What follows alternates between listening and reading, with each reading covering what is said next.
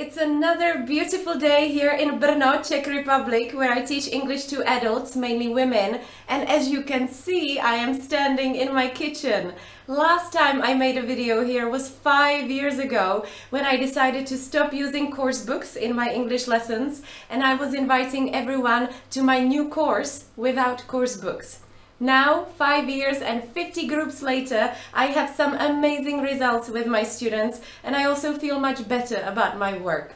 You know, I believe that life is a little bit more fun and chaotic than the A to Z linear approach that we see in course books. So if you're a little bit more like me and my students, if you want to enjoy the learning process, fall in love with English, and finally start using it, let me give you a few tips how to think differently about learning English or any language.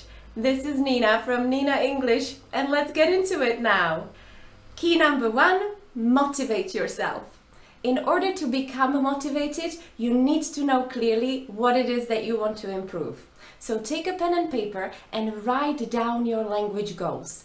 Define as specifically as possible what it is that you will be able to do by the end of this year or next year on your birthday, and set up a study plan. If you need help with this process, I published an article called How to Set Your English Language Goals, and you can find the link down here. In order to stay motivated, which is absolutely crucial, you need to see your progress. And the best way to do this is not a standardized test, is to record yourself. Record yourself at the beginning, speaking about the things that you specified in your language goals, and then record yourself every 3 months after. If you're working hard, you will have results. You will make progress, and you need to know about it. There is nothing worse than standing still, not moving forward, or not knowing about your progress. Key number 2, focus on what you love and need. Are you interested in sports? Cooking? Do you need to sell something over the phone? If not, why should you read articles about it and learn the vocabulary sets? Instead, focus on those areas of your interest that will make you keep coming back for more, because you would do this in your own language as well. Do you, for example, love horses? Start reading about them. Start watching videos and movies about them. Find a Facebook group about horses. Find foreigners in your area who love horses and go for a ride with them. By doing things in English that you would normally do in your own language will teach you exactly what you need and will feel much more natural and more motivating. And finally, key number 3, connect and communicate. Does it feel natural to you to learn a language from a book full of exercises in a classroom with desks? It doesn't feel natural to our children, so why should we do it as adults? We learn English primarily to be able to communicate with each other.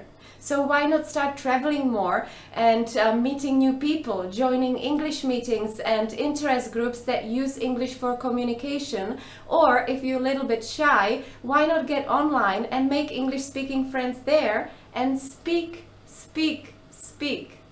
Could this be a better way to learn the language if you can't live in an English-speaking country?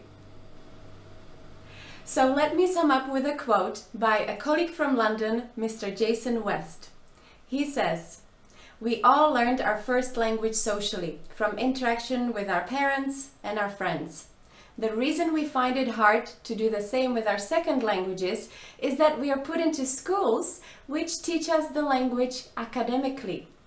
So I say, let's do it differently. Instead of wasting time and money in language courses, surround yourself with English so that you acquire it naturally and it never feels like learning again. Motivate yourself by setting language goals and recording your progress over time. Focus on what you truly love and need. And most of all, communicate with others, because that's why you are learning the language after all." I'd like to finish off with a little exercise. I'd like you to close your eyes now and imagine that you can speak perfect English, which is possible. Now, what is it that you're able to do? Keep your eyes closed. Is it watching movies and sitcoms without subtitles and getting the jokes? Or reading your favorite author in the original? Shining at every job interview? Or maybe writing a blog in English about your travels? What is it that you're dreaming of? Now open your eyes and start working on that dream. Get that pen and paper and write down your language goals, because no one else will. Not your teacher, not the course book, just you. This was Nina from Nina English. Thanks for watching and all the best with your English, and I hope to see you around. Ciao!